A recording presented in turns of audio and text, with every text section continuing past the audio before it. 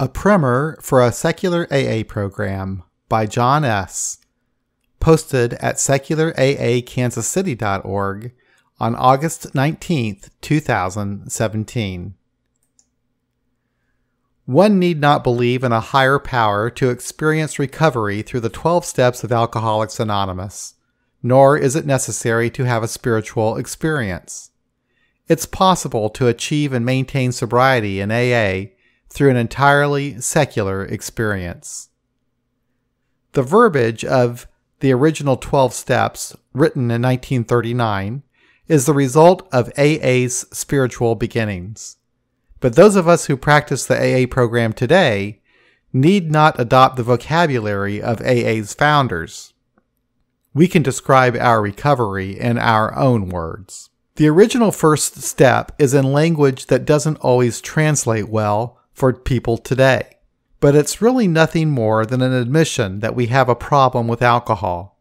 We suffer from what today is known as alcohol use disorder, or AUD, a condition characterized by compulsive drinking, loss of control over alcohol consumption, and feelings of anxiety or other negative emotions when not using. It often takes a crisis before we can experience the first step. Perhaps we are arrested for drunk driving, or we are fired from a job because of our drinking, or we find ourselves strapped into a hospital bed, terrified and alone. Whatever the case, if we are to have any hope of doing something about our problem, we need to accept that we can't control our drinking, and the only solution is to give it up completely. After conceding this liability, we soon come to understand that we can be helped. One source of help is the fellowship of Alcoholics Anonymous, where other people who have also experienced AUD will support us in our desire to remain abstinent. A secular interpretation of AA's second step could read, "We came to understand that we could be helped." However, it's probably better that we allow individuals to describe the process using their own words. Once we understand that we can find help, we make a commitment to our recovery, which can be considered the third step. Probably the most important commitment we can make is to attend AA meetings. The meetings provide a safe space where we meet new friends and establish a support network that is vital to our continued sobriety. While attending meetings is important, it's even more critical that we participate by honestly sharing with the group about what's going on with us. This allows others to connect with us and we with them. We will learn about AA's program of recovery, and over time, we can decide how we will approach it. Getting honest with ourselves and others is an important part of the 12-step process. In step 4, we undertake an honest and balanced review of our lives. We start by examining memories that extract a feeling from us. These are often events that we sometimes relive in our minds and use to justify our drinking. We list these memories either with pencil and paper or by typing into a word processor. Whatever tool we use is unimportant.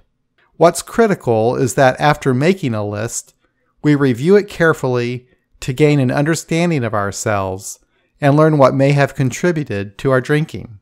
It's a good idea when reviewing this list to not be too judgmental. We are trying to learn the truth about ourselves. If we find that we are getting depressed by the process, then we should stop, take a break, and perhaps list some positive characteristics. In the 5th step, we share our story with another person. This could be an AA friend, a therapist, or any trusted person who understands what we are doing. From this process, most of us feel a sense of relief and a release of guilt. After learning the truth about ourselves, we move onto the character building process of 12-step recovery.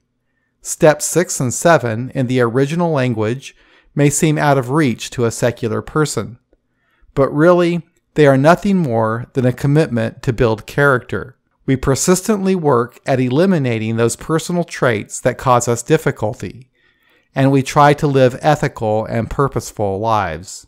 We understand the harm we have caused others through our drinking, and we make amends to those people except when to do so would cause further harm.